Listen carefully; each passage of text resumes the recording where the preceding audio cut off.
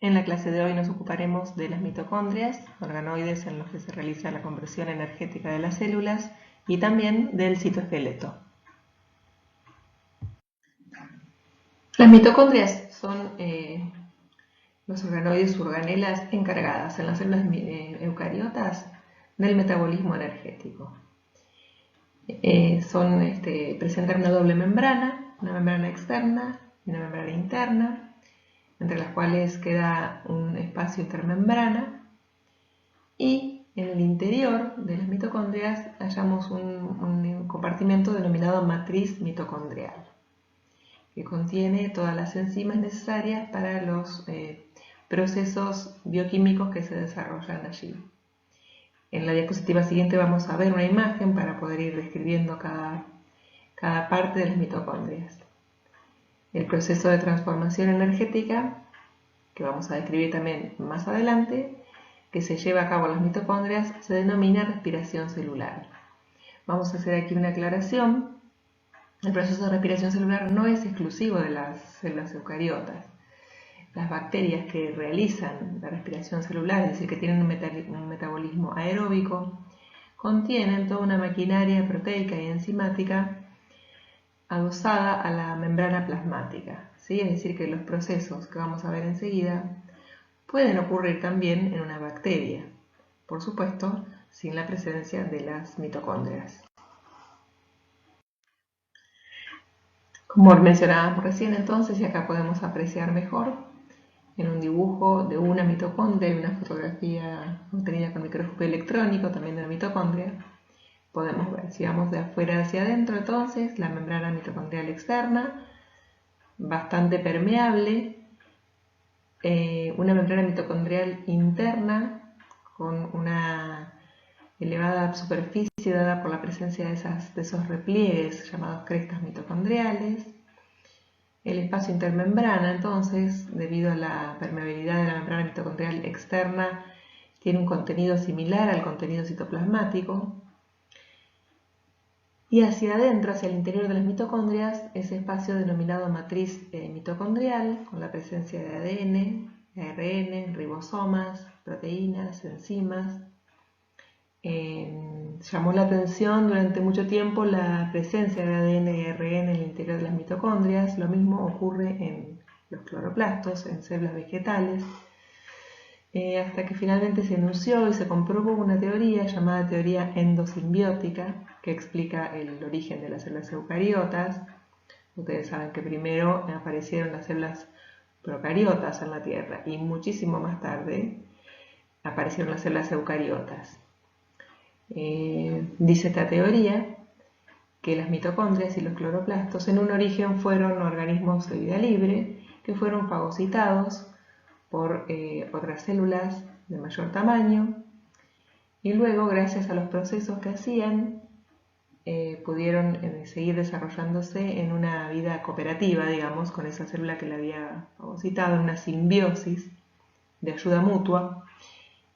Y por eso se llama teoría endosimbiótica. Es muy interesante, no vamos a profundizar mucho en esto, pero si gustan pueden buscar en los libros y leer un poquito más. Bien, el número de mitocondrias, agregó esto, varía según el tipo de célula del que estemos hablando. Una célula con mayor requerimiento energético tendrá un mayor número de mitocondrias. Bien, acá tenemos representado lo que sería el flujo de la energía en los ecosistemas. Fíjense que en los sistemas biológicos la fuente primaria de energía es el sol, y gracias a la actividad de organismos que realizan la fotosíntesis, esa energía lumínica es transformada en energía química. Gracias a este proceso se producen moléculas orgánicas y oxígeno, los cuales ambos son utilizados en los procesos de respiración celular que ocurren en las mitocondrias de células eucariotas o en complejos enzimáticos ubicados en las membranas plasmáticas de las bacterias que realizan respiración celular.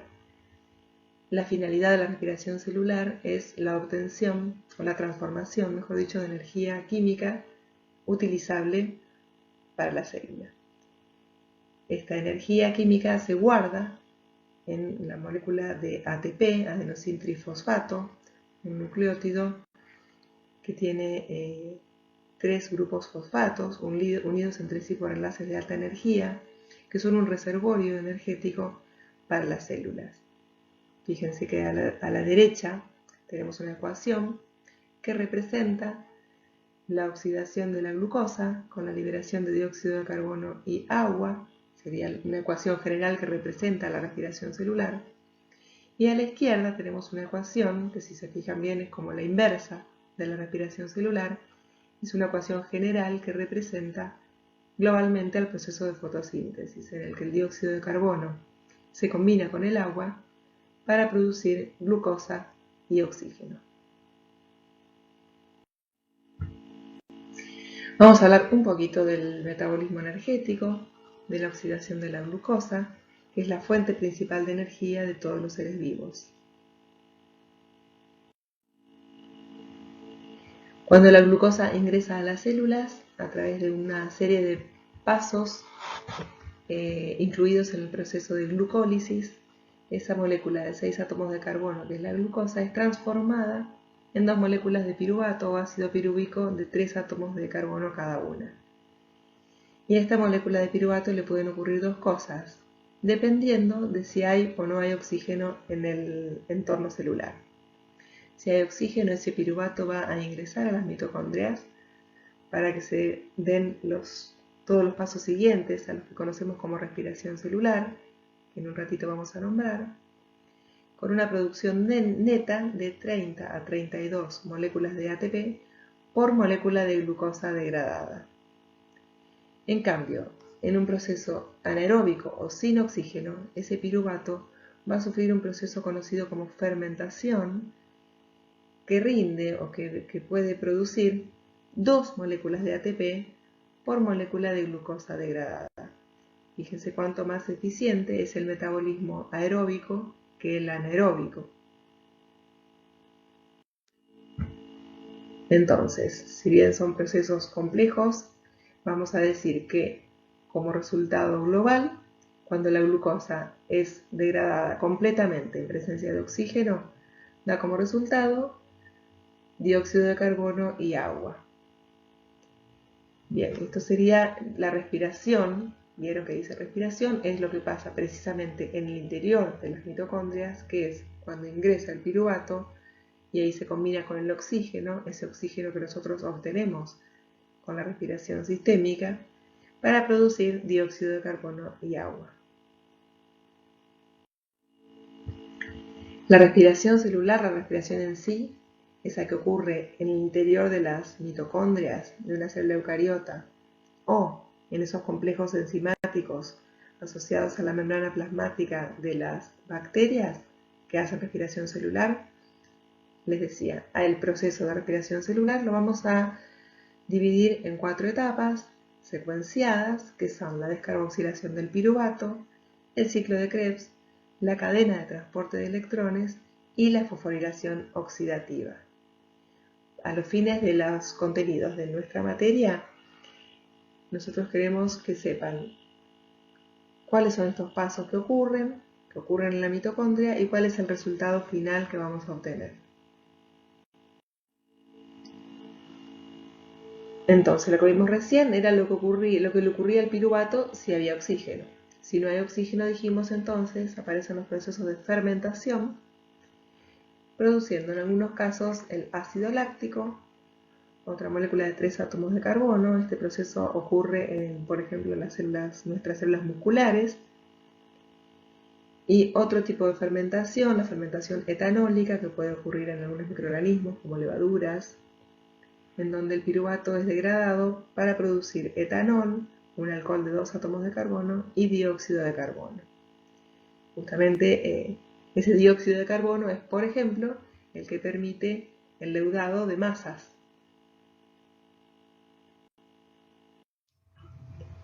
Muy bien, entonces resumiendo, vamos a ver los procesos que estuvimos mencionando recién en este esquema.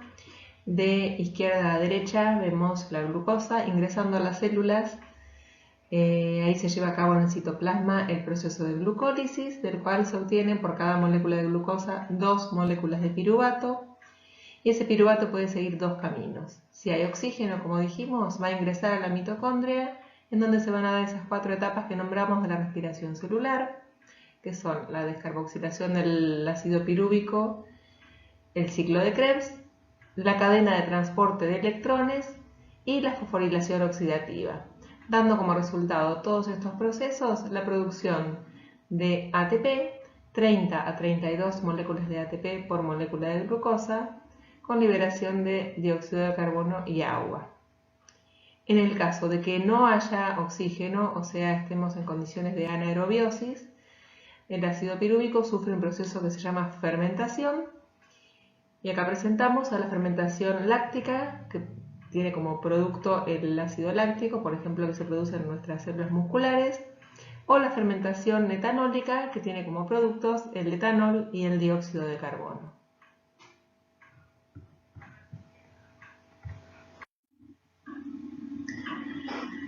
Vamos a hablar ahora un poquito del citoesqueleto. Ya lo nombramos en la clase pasada, ese conjunto de la red dinámica de filamentos que atraviesa el citoplasma de una célula eucariota, que presenta diversas funciones mecánicas, de sostén, de mantenimiento de la forma, participa en el movimiento celular, en la contracción muscular, en la división celular, en el desplazamiento de vesículas, de organelas, entre otras funciones que vamos a ir mencionando a medida que avancemos.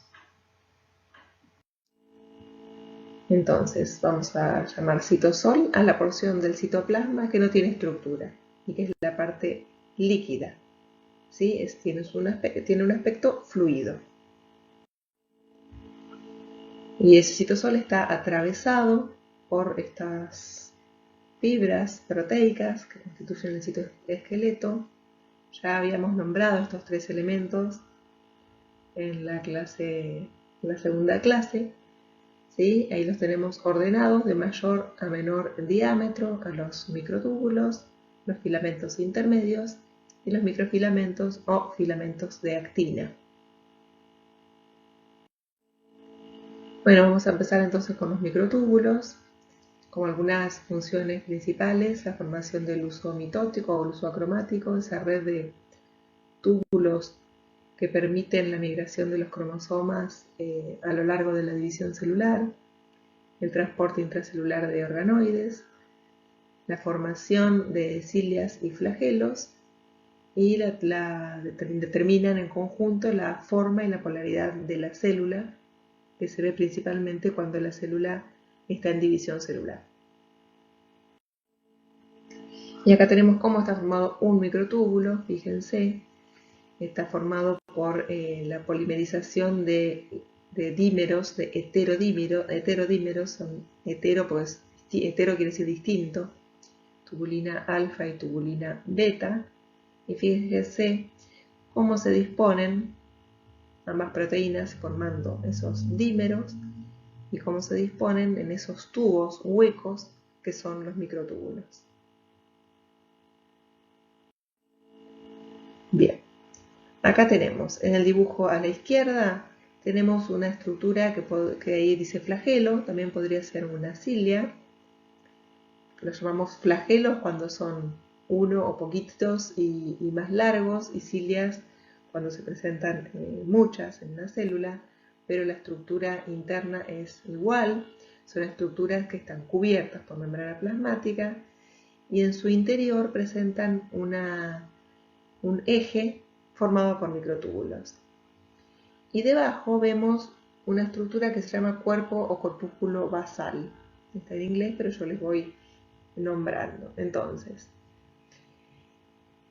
la estructura interna de estos 3 elementos que nombramos, cilias, flagelos y corpúsculos basales, se sostiene con el armado de microtúbulos, pero en una forma diferente.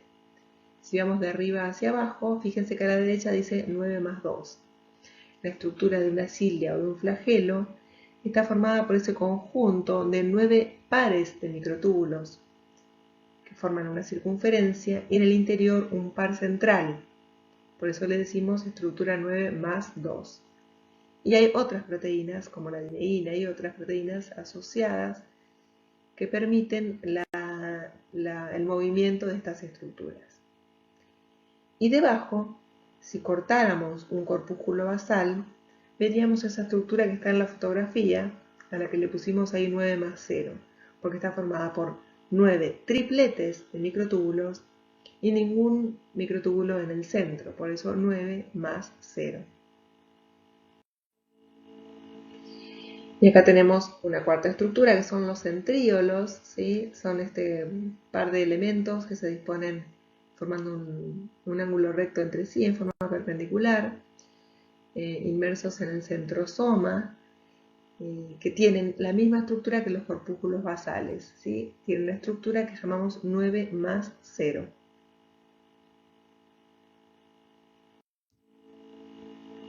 Y acá tenemos otra vez esa estructura. Los centríolos inmersos en el centrosoma van a participar activamente durante la división celular y ya lo vamos a ver bien qué es lo que ocurre con estas estructuras.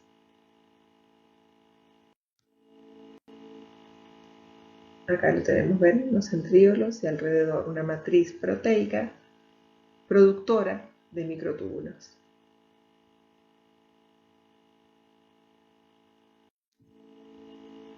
Y acá tenemos un esquema de una célula en división, ya lo vamos a ver más adelante también, donde vemos dos cromosomas alineados en la zona central de la célula, la que llamamos ecuador, y en los polos tenemos ahí dos pares de centríolos, a partir de los cuales, en realidad a partir de la matriz que los rodea, que es el centrosoma, emergen diferentes microtúbulos, en su conjunto formando el uso mitótico o uso acromático.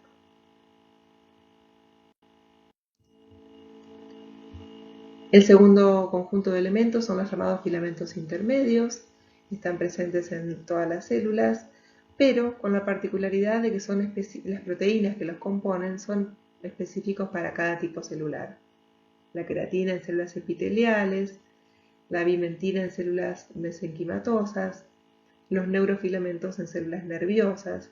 En su conjunto tienen funciones estructurales, mantenimiento de la forma celular y forman una estructura particular que se llama la lámina nuclear, que le da forma y sostén al núcleo celular.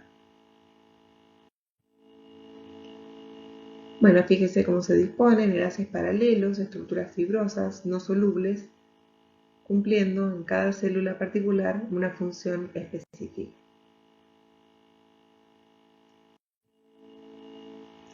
Acá tenemos una foto de una neurona. Fíjense cómo está atravesado todo su citoplasma por los neurofilamentos.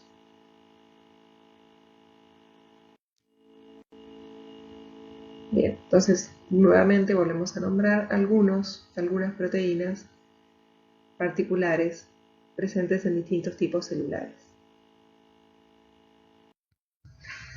Bien, por último vamos a mencionar a los microfilamentos o filamentos de actina, las estructuras, los filamentos de menor diámetro del citoesqueleto, que participan en diversas funciones, como la contracción muscular, en interacción con otra proteína, la miosina, formando la estructura, el eje de las microvellosidades, que son estructuras especializadas de ciertas células, como las del epitelio intestinal, que ahora vamos a ver.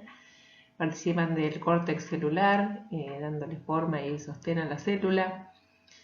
Forman también en interacción con la miosina un anillo contráctil a finales de la división celular en el proceso llamado citocinesis. Y también participan y permiten, junto a otras proteínas, el movimiento citoplasmático llamado movimiento ameboideo.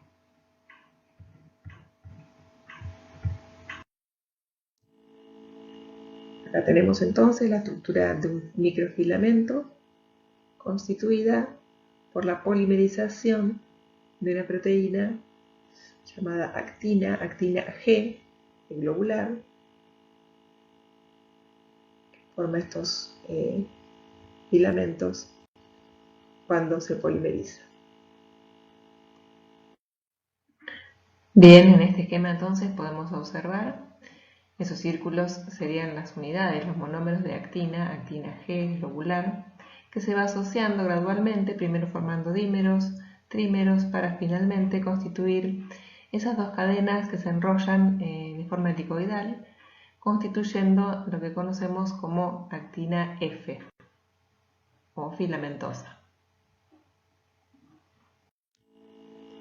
Y acá tenemos algunos ejemplos. Lo que tenemos arriba es la unidad funcional de las células musculares, de un tipo particular de células musculares, serían las células de músculo esquelético, donde hay unidades bien ordenadas, que se llaman sarcómeros, donde la actina interactúa con numerosas proteínas, básicamente con una proteína llamada miosina, y gracias a esta interacción se permite el acortamiento o el alargamiento de las fibras musculares.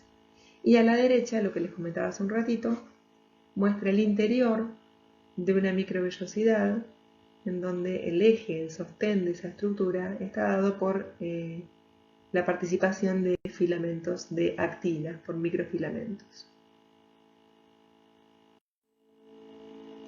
Fíjense una fotografía obtenida con microscopio electrónico en donde se ven numerosas microvellosidades.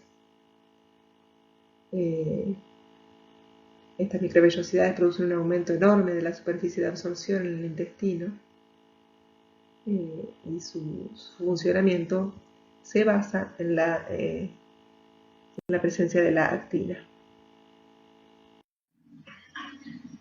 Aquí vemos arriba de todo una célula en los estadios finales de la división celular. El material nuclear ya se ha repartido, ya está dividido para las dos células hijas, pero falta separar el citoplasma. Ese proceso, que se denomina citocinesis, se produce gracias a la interacción de la actina y la miosina formando un anillo contráctil. Ya vamos a ver más adelante que esta citocinesis se va a solapar con las últimas etapas de la mitosis. Como resultado entonces vamos a tener dos células hijas.